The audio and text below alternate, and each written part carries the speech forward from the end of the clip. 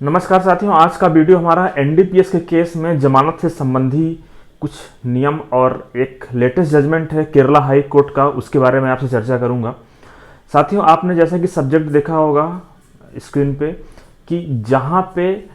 किसी भी एनडीपीएस के मामले में जहां जब्ती और तलाशी के दौरान ही अगर किसी भी प्रकार की कोई गड़बड़ी की गई है तो वहां पे अगर इन्वेस्टिगेशन चल रही है तो उसी दौरान कोर्ट बेल ग्रांट कर सकती है। साथियों, ये इस आज का जो वीडियो है इसकी हेडिंग है और मैं आपको बताऊंगा कि इस केस में क्या हुआ, इस केस की क्या स्टोरी थी और उसके बाद कितने दिनों के बाद केरला हाई कोर्ट ने इस मामले में आरोपियों को बेल दे दी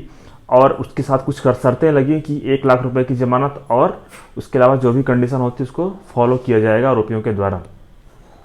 तो साथियों, ये जो मामला था ये डिसाइड हुआ है केरला हाई कोर्ट से और अभी रिसेंटली का जजमेंट है, ये 22 जुलाई 2021 को डिलीवर हुआ है, आज से 7-8 दिन पहले। तो साथियों, इस जजमेंट को जब मैंने पढ़ा उस दौरान मुझे कुछ ऐसी बातें समझ आई, मुझे लगा कि आप लोगों से शेयर करना चाहिए, इसलिए इस वीडियो के माध्यम से मैं ये जानकारी आपसे शेयर करूंगा। साथियों, इस वीडियो में इस जजमेंट में आपको जो मुख्यतः जो नई बात जानने को मिलेगी कि इस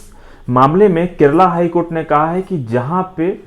अगर प्रारंभिक स्तर में ही कोर्ट को ये समझ में आ जाए कि यहाँ पे जो जब्ती की गई है और जो तलाशी है उसमें कुछ न कुछ गड़बड़ी है, तो वहाँ पे अगर इन्वेस्टिगेशन चल रही है उस मामले की तो वहाँ पे कोर्ट उस जो आरोपी हैं उनको बेल दे सकती है।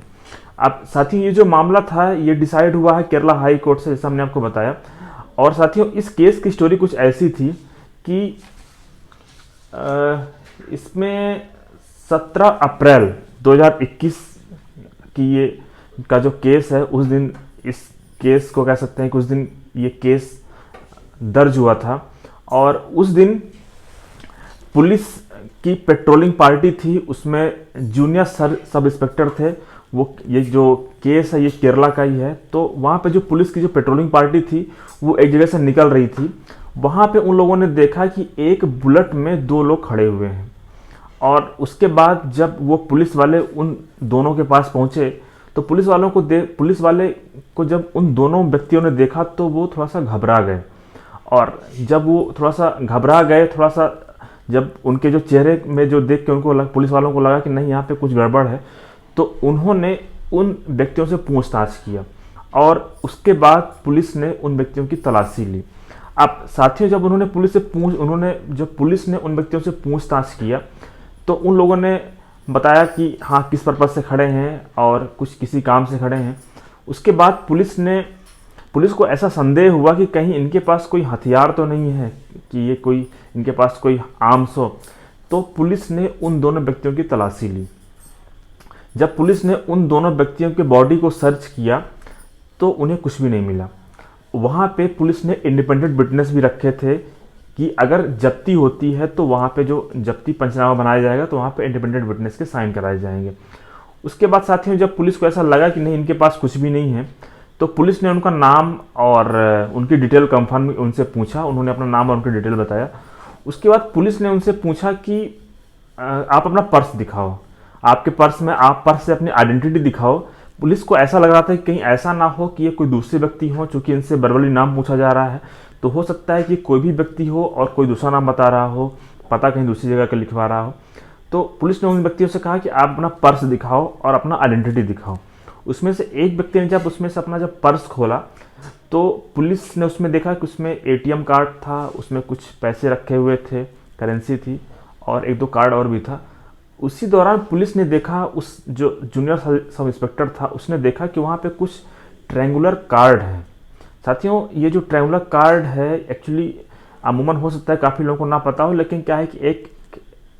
जो पुलिस वाला था उसने जो कि एक एक्साइज डिपार्टमेंट में उसका प्रीवियस एक्सपीरियंस था, इसलिए वो देख के समझ गया कि ये जो ट्रायंगुलर कार्ड है, ये स्टाम्प जैसा जो दिख रहा है उसमें कुछ डिज़ाइन बनी हुई है, वो एलएसडी है। एलएसडी भी एक हमारे यहाँ कह सकते हैं कि प्रोहिबिटेड है और वो भी एक ड्रग्स है। तो उसने जैसे ही उसको देखा, उससे पूछा कि दिखाओ, तो उसने ये क्या लिए हो। तो उसने उस जो आरोपी है तो उस व्यक्ति ने कहा कि वो अपने खुद के कंजम्पशन के लिए लिया है, उसने जो रखा है वो खुद के यूज़ के लिए लिया है उसने। उसके बाद साथियों पुलिस ने उसको जब्त कर लिया। इसके बाद जो दूसरा व्यक्ति था वहाँ पे, जैसे हमने आपको बताया कि वहाँ पे 2 व्यक्ति थे, जो दूसरा व्यक्ति था, पुलिस ने जब उसके पर्स को चेक किया तो उसमें से उसे स्मोकिंग पेपर्स मिला। तो इस प्रकार से पुलिस ने ये मामला बनाया और उसके बाद पुलिस उनको लेके गई वहाँ से और पुलिस ने इस मुकदमे को दर्ज किया। अब साथियों यहाँ पे जो मुख्यतः जो पुलिस को जो पदार्थ मिला वो था LSD, स्टाम्प पेपर, स्टाम्प। तो वहाँ पे ये जो इसकी जो मात्रा पुलिस ने लिखा वो लिखा 0.110 mg, और इसका जो वेट का जो स्क्रीनशॉट था पुलिस ने वो भी अटैच किया था अपने जो पुलिस की जो केस डायरी होती है उस पर। अब साथियों इसके बाद जब ये मामला पहुंचा हाई कोर्ट में बेल के लिए, तो जैसा कि हर केस में होता है, जो प्रोसिक्यूशन होता है, प्रोसिक्यूशन ने बताया कि इसमें ऐसा ऐसा अपराध किया इन्होंने। हाँ साथियों, इस मामले में एक नई बात ये निकल के आई कि पुलिस ने जो ये दर्ज किया था कि इसकी मात्रा क्या है, तो पुलिस ने जो दर्ज किया था वो था 0.110 mg, और पुलिस 6 जुलाई तक ये मान के चल रही थी कि इसमें जो इसकी मात्रा है वो 0.110 mg है। लेकिन 6 जुलाई के बाद पुलिस ने जब स्क्रीनशॉट देखा अच्छे से, तो पुलिस को समझ में आया कि यहाँ पे जो पेट्रोलिंग पार्टी थी और जो जिसने जब्त किया था उन्होंने गलती किया था। वास्तव में उसकी मात्रा mg में नहीं थी, वो ग्राम में थी, और जो इसकी जो एक्चुअल मात्रा थी वो थी 0.110 ग्राम। अब साथियों इसी आधार पे पुलिस ने जो इसमें जो धारा लगाई थी वो लगाई थी 22C और 29। 22C आपको पता होगा कि यहाँ पे C सेक्शन तब साथियों लगाया जाता है जब जहाँ पे इसकी मात्रा कमर्शियल क्वांटिटी से ज़्यादा हो, और जो 22C जो लगाया है यहाँ पे जो भी कोई मादक पदार्थ अगर उसकी जो मात्रा है वो कमर्शियल क्वांटिटी को एक्सीड कर रही है, तो यहाँ पे C सेक्शन लगाया जाता है, चाहे वो 20 हो, चाहे 21 हो, चाहे 22 हो। और साथियों जैसा हमने आपको पता होगा, हमने पिछली वीडियो में बताया कि 29 अमूमन कॉन्स्पिरेसी के लिए होता है। तो साथियों इस प्रकार से ये बात जब बेल के दौरान जब चल रही थी तो कोर्ट को जानने में आई कि पुलिस ने पहले उसे मिलीग्राम में माना था, लेकिन बाद में पुलिस को ऐसा एहसास हुआ कि नहीं, उन्होंने गलती कर दिया है और FIR में उन्होंने mg लिखा है, जबकि वास्तव में ये ग्राम में था। और इस चीज़ का जिक्र साथियों केस डायरी में भी था। इसके बाद जब इस पूरे मामले का अवलोकन किया गया तो एक बात ये सामने आई कि जब कोर्ट ने इस चीज़ को देखा कि यहाँ पे धारा 50 के जो प्रावधान है उनका पालन नहीं किया गया है। अब साथियों भले ही जैसे पुलिस यहाँ पे जांच कर रही है कि वो उसके पास में कोई आर्म्स है या फिर और कोई हथियार है या नहीं है, तो वो उसके लिए नियम अलग हैं, लेकिन जहाँ वो किसी भी व्यक्ति को वो उनके कस्टडी से कोई NDPS के अंतर्गत जो भी मादक पदार्थ बताए गए हैं अगर वो जब्त हुए हैं, तो वहाँ पे उन्हें जो NDPS एक्ट के अंतर्गत जो धारा 50 के अंतर्गत जो प्रावधान बताए गए हैं वो उनको पालन करना पड़ेगा। और अगर आप भी कोई आपके आसपास वैसा कोई केस है, आप जो केस देख रहे हैं जिसमें कि धारा 50 के प्रावधान का पालन नहीं किया गया है, तो वहाँ पे इस तरह की अगर कोई भी किसी भी तरीके से ऐसा कोई आपको लग रहा है कि नहीं इस तरह से कोई इंसिडेंट हुआ है, तो आपको भी जमानत आसानी से मिल सकती है। और साथियों इस तरह का जो मामला है, इस तरह के मामले में कोर्ट ने यह भी माना है कि यहाँ पे जो जांच प्रक्रिया है वो दूषित हो जाती है। तो इस तरह के मामला हमने देखा है कि कोर्ट कई बार बरी भी कर देती है। जमानत के बाद जब आपका ट्रायल चलेगा कोर्ट में, तो उस दौरान कोर्ट केवल इस सेक्शन 50 का इम्प्लीमेंटेशन नहीं हुआ है, इसका कंप्लायंस नहीं हुआ है, इस आधार पे वहाँ पे पुलिस कोर्ट उस व्यक्ति को बरी कर सकती है। अब साथियों यहाँ पे जब कोर्ट ने विचार किया तो कोर्ट ने ये देखा कि जब वहाँ पे जो जूनियर सब इंस्पेक्टर था, जब उन्होंने बॉडी को सर्च किया, तो जब उन्होंने बॉडी को सर्च किया उसके, तो सबसे पहले उनको क्या करना चाहिए, सबसे पहले उन्हें धारा 50 का उस व्यक्ति को नोटिस देना चाहिए और उस नोटिस की रिसीविंग लेना चाहिए, क्योंकि वो यहाँ पे वो उसकी बॉडी सर्च कर रहे हैं। तो साथियों यहाँ पे जो मुख्यतः जो प्रावधान है, पहली बात उन्होंने नोटिस नहीं दिया। दूसरी बात है कि हमेशा जब भी हो सबसे पहले तो आपको यहाँ पे ये बताना पड़ेगा कि आपका संवैधानिक अधिकार है कि आप चाहें तो किसी राजपत्रित अधिकारी या फिर मजिस्ट्रेट से अपनी जांच करा सकते हैं। ये पुलिस को वहाँ पे बताना चाहिए, लेकिन पुलिस ने यहाँ पे ऐसी कोई बात उस आरोपी व्यक्ति को बताई हो, इस बात का कोई जिक्र नहीं है। तो साथियों यहाँ पे कोर्ट ने ये माना कि यहाँ पे प्रथम दृष्टया ही कोर्ट को दिख रहा है कि यहाँ पे गलती की गई है पुलिस के द्वारा, क्योंकि पुलिस तो यहाँ पे कुछ दूसरा सर्च कर रही थी और पुलिस ने उसके अकॉर्डिंग जो भी कंप्लाइंस होते हैं वो किया। लेकिन जो एनडीपीएस एक्ट में जो बताया गया है कि इन प्रावधानों का पालन करना जरूरी है, पुलिस ने उन प्रावधानों का पालन नहीं किया गया है। इसलिए आप देख रहे हो कि जैसे हमने आपको बताया कि ये 17 अप्रैल को मामला दर्ज हुआ है और इसके बाद इसमें जुलाई में इसको बेल मिल गई है। तो आप समझ जाइए कि लगभग 3-4 महीने में, जबकि यहाँ पे कमर्शियल क्वांटिटी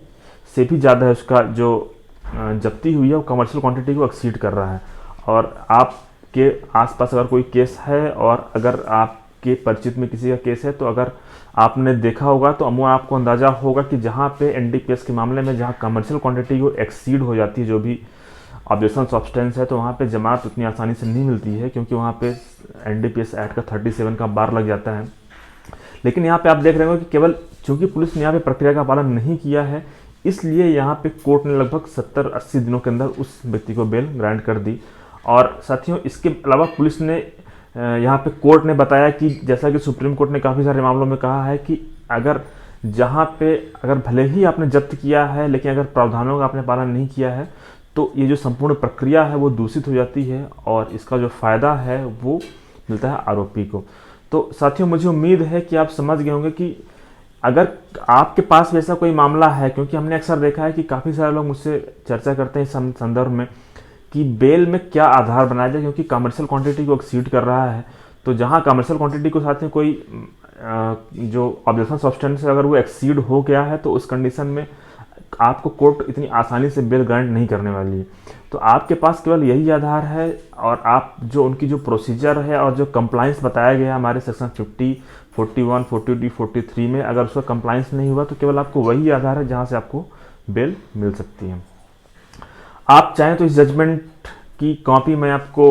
डिस्क्रिप्शन बॉक्स में मैं उसमें लिंक ऐड कर दूंगा, आप वहां से देख सकते हैं कि किस किस तरीके से कोर्ट ने इस पर कमेंट्री किया है। और साथियों, इसमें जो लास्ट में जो कोर्ट ने जो बताया है कि यहाँ पे जो कोर्ट ने 2-3 लाइन बोली है कि इस आधार पे इस व्यक्ति को बेल ग्रांट किया जा रहा है, वो महत्वपूर्ण है। आप स्क्रीन पे देखिए कि कोर्ट ने वास्तव में जो 3-4 लाइनें जो महत्वपूर्ण है वो कोर्ट ने क्या कही हैं। तो साथियों, यहाँ पे जो कोर्ट ने कहा है कि I have no doubt that if the very search and seizure are bad and vitiate that would cut the very root of the prosecution case, and therefore such an aspect can be considered at this stage. Therefore, without going into the other aspect of the matter, the petitioner can be released on bail.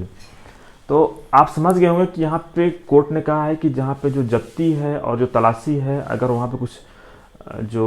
Procedure है, जो compliance नहीं किया गया है, तो वहाँ पे ये कोर्ट ये मानती है कि जो प्रोसिक्यूशन है उसने मामले को जड़ से ही एक प्रकार से कह सकते हैं डिस्टर्ब कर दिया है। तो इसका जो फ़ायदा है वो आरोपी को मिलेगा, और इस केस में भी वही हुआ, इसका फ़ायदा आरोपी को मिला और उसे बेल ग्रांट कर दी गई, जबकि कमर्शियल क्वांटिटी से भी ज़्यादा मात्रा थी। धन्यवाद साथियों।